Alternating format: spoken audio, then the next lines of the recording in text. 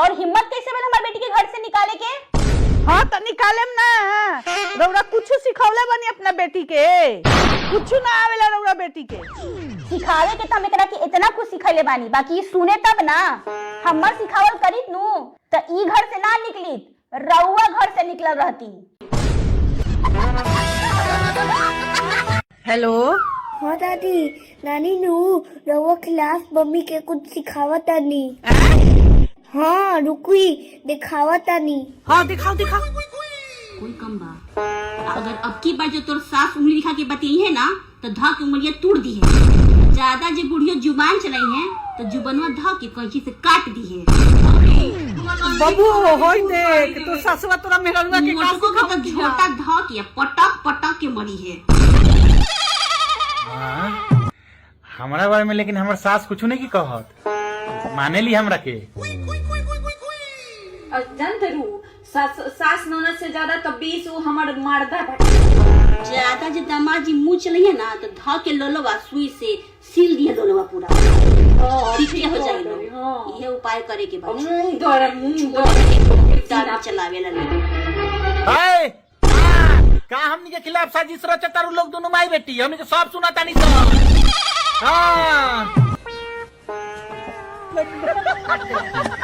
Hello. भाई प्रणाम। ये का बोल बड़े तोरा के मरला खो दमाजी मरला हम का? ए बाबू। हां कब है? होय देख दमाजी मार के का कोइले बरन। उनका हिम्मत कैसे भला हमरा बहन के मारे के? हैं छोड़ ना हम उनका के। बाप रे बाप कैसा निर्दयी हो गई बनन। दी तो जीजा जी के दी तो जल्दी से। हेलो मामा जी प्रणाम। सेल्फ डिफेंस में 2-4 लाख गई हो। अभी डॉक्टर फिर से देखा के आवता नहीं कौन होगा कि फ्रैक्चर हो गई। तो जीजा जी का भाई हमनी के खानदानी हार हो। हमर सास हमरा के देले रहली तो मम्मी जी हमरा के दे दी ना। मई इनका के मत दो, हमरा के दो ना। हम कोई के ना देम, ओ करे के देम जे दिल के अच्छा होई। ए मम्मी जी हम दिल के बहुत अच्छा बनी, हमरे के दे दी ना। ना नहीं, हम ज्यादा अच्छा बने दिल के, हमरा के दो।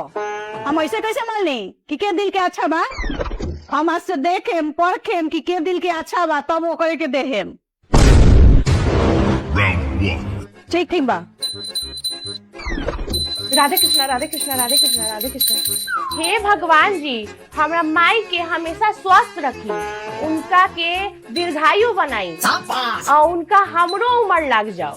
राधे कृष्णा राधे कृष्णा राधे। खाली हमरे ला मांगबे, अपनो ला कुछ मांग ना माई, हम दिल के अच्छा नु बानी, तोरे खुशी में हमार खुशी बा। कितना अच्छा हमार बेटी बिया। मम्मी जी हमरा वाला नु तिरंगा कलर के स्वेटर बिना तनी। अच्छा वाह बड़ी सुंदर लागता। अब देख तू अब भी बतावा तनी। रे कहाँ जाता रे? अरे माई हम जाता नहीं अपन सारा स्वेटर साल गरीब गुरबा में बांट देवे। बेचारा ठंडी से ठिठुरत होई हम सब बांट देवे तो पहनबे का? माई हमार का बा, हम तो यह स्वेटर पहन के पूरा ठंडी गुजार दे। हम तो दिल के अच्छा नु बनी, हमरा से गरीब सन के दुख ना देखल जाला।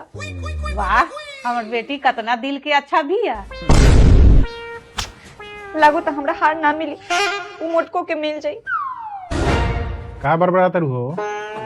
देखी ना मम्मी जी भी खानदानी हार बा, आ कहली हो कि जे दिल के साफ होई ओकरा के परखेम आ ओकरे के हार देम। अच्छा और बहिन सुबह से अच्छा बने के नटंकी करतारी, ई मम्मी जी ओकरे के हार दे दस। तारा हार चाहिए तो ठीक बा, जैसे जैसे हम कहत नहीं वैसे वैसे करो। ठीक बा। अब जो न सूत रहे दे हो गइल गुर्दा बा गइल। ना माई हम दिल के अच्छा नु बनी, जब ले तोर बढ़िया से गोड़ ना दबाई तब ले हमरा नींद ना पड़ी। मम्मी जी हमरा हार ना चाहिए, बबनी जी के दे दी। काहे कनिया? देखी मम्मी जी, मान ली कि रउआ हमरा के हार दे देनी तो बबनी जी के दिल नु टूट जाई। ई हमरा से देखल ना जाई कि हम खुश रही या बबनी जी दुखी हो जास। हाँ माई, भाभियों के पता चल गई कि हम कितना अच्छा दिल के बने। हमरे के दे दे। हट तोरा के हम हार देता नहीं, हम अपना कनिया के हार देम की? देख तो कितना अच्छा दिल के बारी, कि तोरा खुशी ला हार के त्याग देली ह। हम कनिया के अपना हार देम की? ठीक बा मम्मी जी, जब रउआ इतने जिद करतानी तो हम अपना दिल पर पत्थर रख के हार ले लेम। दामाद जी शादी के बाद पहला बार हमारा घर आइले, हमार तो किस्मते चमक गई। मम्मी जी प्रणाम। ना ना ना दामाद जी, पैर मत छुई, हमरा के पाप छुड़वाएम का? दामाद से हम गोद लगवाएम। मम्मी जी प्रणाम। बेटी के भगा के पूरा घर की इज्जत ले लेलन, आई बड़े प्रणाम करे। ली दामाद जी, रवा खाती कश्मीरी सेव, नागपुर के संतरा और इलाहाबाद के खास अमरूद मंगेले बानी, खाई। मम्मी जी हम इतना थोड़े खा पाए। अरे ना दामाद जी खाई, कितना दुबर हो गई बानी, कितना दिन पे तो आवत नहीं रहुआ हमारा घरे, खाई सब। ठीक बा। मम्मी जी भूख लगल बा, कुछ खाए के रखले बानी? तो तहरा ला पंतुआ पकाई, जा किचन में बासी खाना रखो, निकाल के खा ली है।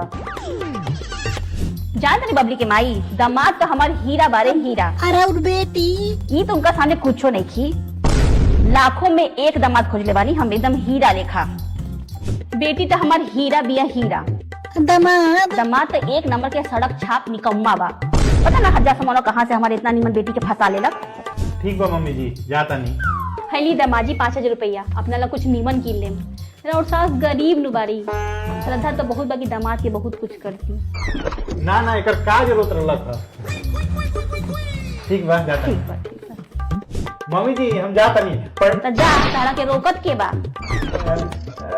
जाता नहीं तो कुछ आशीर्वाद के रूप में दे दी। आशीर्वाद चाहिए। निकाल हमरा घर से।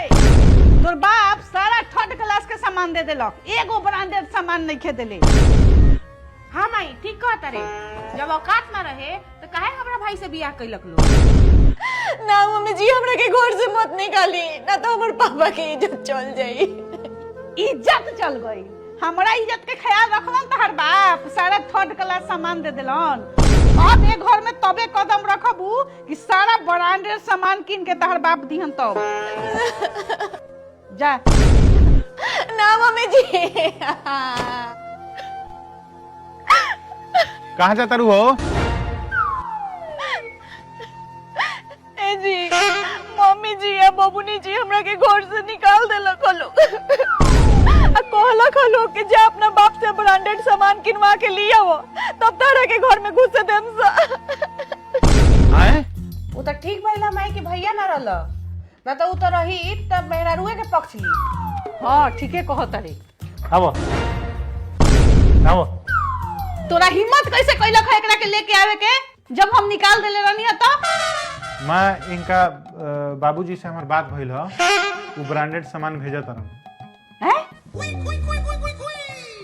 हाँ जाओ तू रूम में जा।